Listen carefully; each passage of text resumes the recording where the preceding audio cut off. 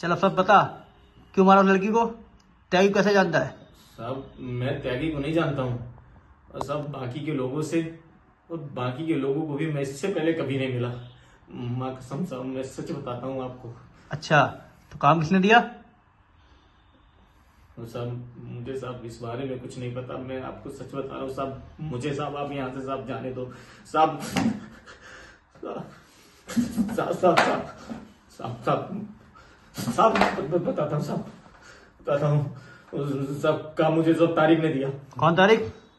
साहब motor mechanic है, और इससे पहले भी मैंने उसके लिए गाड़ी चुराने का काम किया था। और वो साहब हमेशा की तरह 50,000 रुपये एडवांस, और बाकी का काम होने के बाद में। क्या काम बताया उसने? बाहर से गाड़ी चुरा के दिल्ली में मिलना था उनको, और मुनिका के किसी होटल में।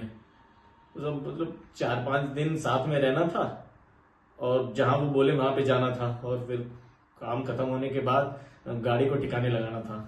क्या काम बताया उसने? वो साहब वो मुझे साहब कुछ नहीं पता। वो चार ना वो संजीव मेरा के पीछे, और साहब वो चाकू और फोटो ले रहा था सब जगह। साहब जब मैंने वो त्यागी के पास में गन देखी, तब साहब मैं डर गया था।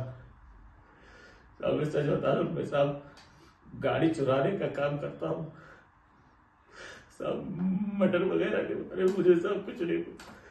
मैं सच बता रहा हूँ, मुझे जाने दो साहब, मुझे